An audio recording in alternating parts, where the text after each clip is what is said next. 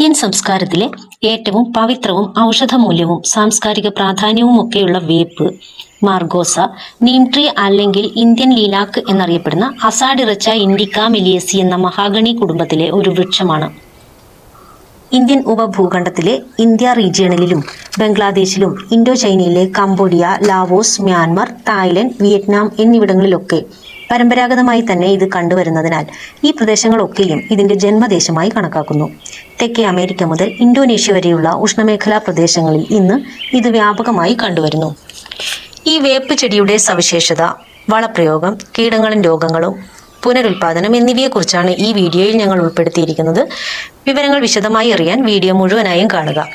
ഈ വീഡിയോയെക്കുറിച്ചുള്ള നിങ്ങളുടെ വിലയേറിയ പ്രതികരണങ്ങൾ ലൈക്കായോ കമൻറ്റായോ രേഖപ്പെടുത്തുക. ഒപ്പം മറ്റുള്ളവരിലേക്ക് ഷെയർ ചെയ്യുക. ഇതുപോലുള്ള ചെടിയെക്കുറിച്ചുള്ള വിജ്ഞാനപ്രദമായ വീഡിയോകൾ തുടർന്നും ലഭിക്കുന്നതിനായി ഈ ചാനൽ സബ്സ്ക്രൈബ് ചെയ്യുക.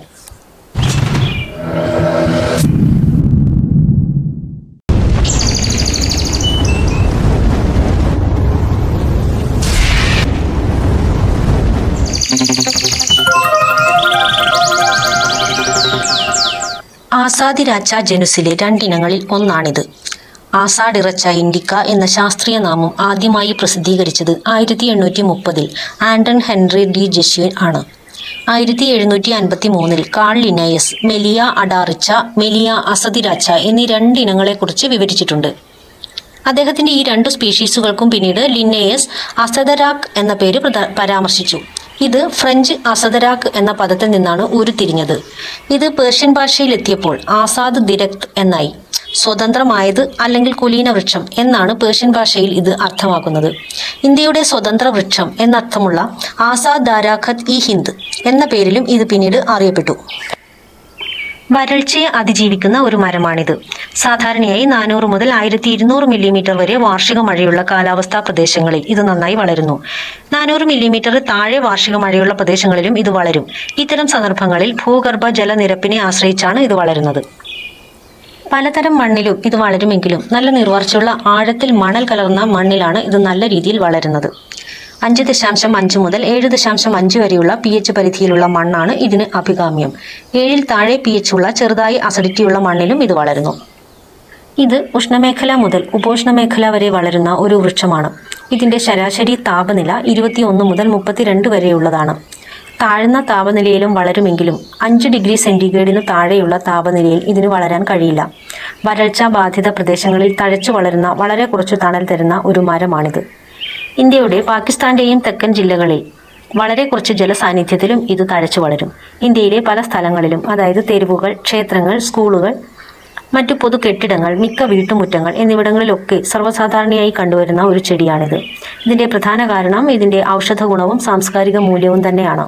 ഈ മരം 15 മീറ്റർ മുതൽ 20 മീറ്റർ വരെ, അതായത് 50 മുതൽ 65 അടി വരെ വളർന്നു കാണപ്പെടുന്നു. ഉയരത്തിലെത്താൻ കഴിയുന്ന ഒരു നിത്യഹരിത വൃക്ഷമാണിത്. ഈ മരത്തിന്റെ പുറംതൊലി കടും തവിട്ട് നിറം മുതൽ ചാരനിറം, കറുപ്പ് നിറം മുതലായ പരുക്കൻ ഘടനയിൽ കാണപ്പെടുന്നു. ഇതിന്റെ ഇലകൾ സംയുക്തമാണ്. ഓരോ ഇലയും ഒന്നിലധികം ലഘുലേഖകൾ പരസ്പരം എതിർവശത്തായി ക്രമീകരിച്ചിരിക്കുന്നു.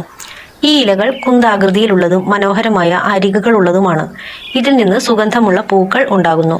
ഇവ ഇലകളുടെ കക്ഷത്തിൽ നിന്നും കുലകളായാണ് വളർന്നു കാണപ്പെടുന്നത്. ഇതിൽ നിന്നുണ്ടാകുന്ന പഴങ്ങൾ ഒലിവിന്റെ വലിപ്പവും സാദൃശ്യമുള്ളവയുമാണ്. ചെറുപ്പത്തിൽ പച്ചനിറവും മൂപ്പെത്തുമ്പോൾ അത് മഞ്ഞ നിറവുമായി മാറുന്നു. ഈ പഴങ്ങൾക്കുള്ളിലെ കട്ടിയുള്ള വിത്തിനു ചുറ്റും മധുരമുള്ള പൾപ്പുണ്ട്. വേപ്പെണ്ണയുടെ ഉറവിടവും കൈപ്പേറിയ രുചിയുമുള്ള ഈ വേപ്പിൻ വിത്തുകൾ ഓവൽ ആകൃതിയുള്ളതും സാധാരണ തവിട്ട് നിറവുമാണ്. ഇന്ത്യയിൽ തമിഴ്നാട് പോലുള്ള സംസ്ഥാനങ്ങളിൽ ഉപയോഗക്ഷമമല്ലാത്ത ഭൂമി വികസിപ്പിക്കുന്നതിന്റെ ഭാഗമായി വേപ്പ് കൃഷി പ്രോത്സാഹിപ്പിച്ചു വരുന്നുണ്ട്. കേരളത്തിൽ ആര്യവേപ്പ് എന്ന് പേര് വരാൻ കാരണം കേരളത്തിലെത്തിയ ആര്യന്മാരായ ബുദ്ധന്മാരാണ് ശാസ്ത്രീയമായി കേരളീയരെ കൃഷി ചെയ്യാൻ പ്രേരിപ്പിച്ചതും പഠിപ്പിച്ചതും. ഇവരാണ് കൃഷിയോടൊപ്പം ശാസ്ത്രീയമായ ഇതിന്റെ ചികിത്സാ സമ്പ്രദായം കേരളീയർക്ക് പരിചയപ്പെടുത്തിയത്. ചികിത്സയുടെ ഭാഗമായി ബുദ്ധന്മാർക്ക് ഏറ്റവും പവിത്രമായ മരമാണ് ആര്യവേപ്പ്. അരയാൽ, നമ്പ്യാർവട്ടം പോലെ ആര്യന്മാർ പരിചയപ്പെടുത്തിയ മരമായതിനാലാണ് ഇതിന് ആര്യവേപ്പ് എന്ന് പേര് വന്നത്. ആര്യവേപ്പിനെ സ്വർഗീയ മരമായിട്ടാണ് ഇന്ത്യക്കാർ കണക്കാക്കുന്നത്.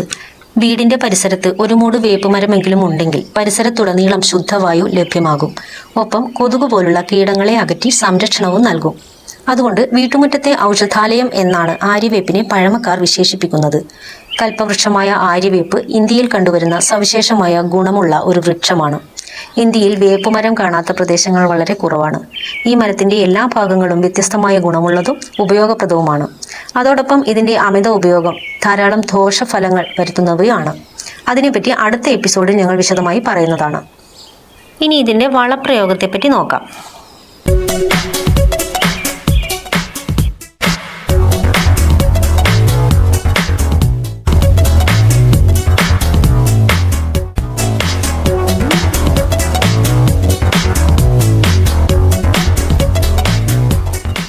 അധികം വളപ്രയോഗം ആവശ്യമില്ലാത്ത പലതരം മണ്ണിലും നന്നായി വളരുന്ന ഒരു സസ്യമാണ് ആര്യവേപ്പ്.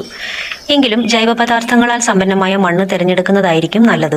നിങ്ങൾ നടുന്ന മണ്ണ് വേണ്ട അളവിൽ ജൈവ പദാർത്ഥങ്ങളാൽ സമ്പന്നമല്ലെങ്കിൽ കമ്പോസ്റ്റോ മറ്റ് അഴുകിയ പദാർത്ഥങ്ങളോ ചേർക്കാം. സാവധാനത്തിൽ പോഷകങ്ങൾ പുറത്തുവിടുന്ന സ്ലോ റിലീസ് വളങ്ങളാണ് ഇതിന് ഏറ്റവും അനുയോജ്യം. നൈട്രജൻ, ഫോസ്ഫറസ്, പൊട്ടാസ്യം എന്നിവയുടെ 10ന്റെ തുല്യ അനുപാതത്തിലുള്ള സമീകൃത വളം നിങ്ങൾക്ക് ഉപയോഗിക്കാം. മണ്ണിൽ മൈക്രോ ന്യൂട്രിയന്റിന്റെ അഭാവമുണ്ടെങ്കിൽ അതും നൽകാൻ പ്രത്യേകം ശ്രദ്ധിക്കുക. വളരുന്ന സീസണിൽ വസന്തകാലത്തോ വേനലിന്റെ തുടക്കത്തിലോ ഇതിലും വളം നൽകാം. വേപ്പ് മരങ്ങൾക്ക് സ്വാഭാവികമായി തന്നെ കീടപ്രതിരോധ ശേഷിയുണ്ട്. എന്നിരുന്നാലും ഇതിനെ ബാധിക്കാൻ സാധ്യതയുള്ള കീടങ്ങൾ എന്തൊക്കെയാണെന്ന് പരിശോധിക്കാം. മുഞ്ഞ, വെള്ളീച്ച, ചിതലുകൾ, കാറ്റർപില്ലർ, സ്കെയിൽ പ്രാണികൾ, വിഷമഞ്ഞ്, ലീഫ് സ്പോട്ട്, റൂട്ട് ചീയൽ. ഇതിന്റെ നിയന്ത്രണവും പരിപാലനവും വിശദമായി അറിയാൻ ഐവി പാരഡൈസിന്റെ വെബ്സൈറ്റിലെ പ്ലാന്റിംഗ് ആൻഡ് കെയർ പേജ് സന്ദർശിക്കുക. വിത്ത് മുളപ്പിച്ചും തണ്ടുകൾ വെട്ടി നട്ടുമാണ് പുതിയ ചെടികൾ ഉൽപ്പാദിപ്പിക്കുന്നത്. ഉൽപാദന പ്രക്രിയയുടെ വിശദ വിവരങ്ങൾ അറിയാൻ ഡിഫറൻറ്റ് പ്രൊപ്പഗേഷൻ മെത്തേഡ് എന്ന പേജ് സന്ദർശിക്കുകയോ പ്ലാന്റിംഗ് ആൻഡ് കെയർ എക്സിക്യൂട്ടീവുമായി വാട്സപ്പിൽ ബന്ധപ്പെടുകയോ ചെയ്യാം. ഈ പേജുകളുടെ ലിങ്കും പ്ലാന്റിംഗ് ആൻഡ് കെയർ എക്സിക്യൂട്ടീവിന്റെ നമ്പറും ഡിസ്ക്രിപ്ഷൻ ബോക്സിൽ കൊടുത്തിട്ടുണ്ട്. മണ്ണിന്റെ ഫലഭൂയിഷ്ഠതയെയും ഘടനയും മെച്ചപ്പെടുത്തുന്നതിന് വേപ്പിന് പ്രത്യേക പങ്കു തന്നെയുണ്ട്. അതിവേഗം വളരുന്ന വൃക്ഷം എന്ന നിലയിൽ വേപ്പ് കാർബൺ വേർതിരിക്കലിന് മഹത്തായ ഒരു സംഭാവന തന്നെ ചെയ്യുന്നു. കാലാവസ്ഥാ വ്യതിയാനം ലഘൂകരിക്കാൻ ഇത് നിർണായകമായ പങ്കു തന്നെ വഹിക്കുന്നു. ജൈവ കൃഷിയിൽ പ്രധാനപ്പെട്ടതാണ് ആര്യവേപ്പ്. നിമാവിരകൾ, ചിതലുകൾ, മണ്ണിലുള്ള മറ്റ് കീടങ്ങൾ എന്നിവയെ അകറ്റാൻ ഇത് സഹായിക്കുന്നു. ജൈവരീതിയിൽ ചെടി നടാൻ മണ്ണെടുക്കുമ്പോൾ അതിന്റെ തടത്തിൽ 50 ഗ്രാമോളം വേപ്പിൻ പിണ്ണാക്ക് ചേർക്കുന്നത് നല്ല രീതിയിൽ ഗുണം ചെയ്യും. പരമ്പരാഗതമായി ചെയ്തു വരുന്ന ഈ മാർഗം ആധുനിക കൃഷി ശാസ്ത്രജ്ഞന്മാർ വരെ അംഗീകരിച്ചിട്ടുള്ളതാണ്. പച്ചക്കറി വർഗത്തിലെ ചാഴി, ഇലചുരുട്ടിപ്പുഴു, ഗാളീച്ച, ഇലച്ചാഴി എന്നിവയുടെ ആക്രമണം തടയാൻ വേപ്പില വളരെ നല്ലതാണ്. ഇതിന്റെ ഓയിൽ പരിതസ്ഥിതി സൗഹാർദ്ദമായി ചിതലിന്റെ ആക്രമണം തടയുന്നതിന് ഉപയോഗിച്ചു വരുന്നു. അതുപോലെ ഇതിന്റെ വിത്തുകൾ പൊടിച്ചെടുത്ത് രാത്രി മുഴുവൻ വെള്ളത്തിൽ കുതിർത്ത് വിളകളിൽ തളിച്ചു വരുന്നതായി കണ്ടുവരുന്നു. കുറഞ്ഞത് 10 ദിവസമെങ്കിലും ഇത് ആവർത്തിക്കേണ്ടതായി വരും. കാരണം ഇത് പ്രാണികളെ നേരിട്ട് കൊല്ലില്ല. മുട്ടയിട്ട് വളരുന്ന വംശവർദ്ധനവിനെ പ്രതിരോധിക്കുക മാത്രമാണ് ചെയ്യുന്നത്. ജനലിന്റെ അരികിലായി വേപ്പ് വെള്ളത്തിൽ മുക്കിയ തുണിയോ പഞ്ഞിയോ വെച്ചാലും വേപ്പില കത്തിച്ചാലും കൊതുക് പോലുള്ള പ്രാണിശല്യങ്ങളെ ചെറുക്കാൻ കഴിയും.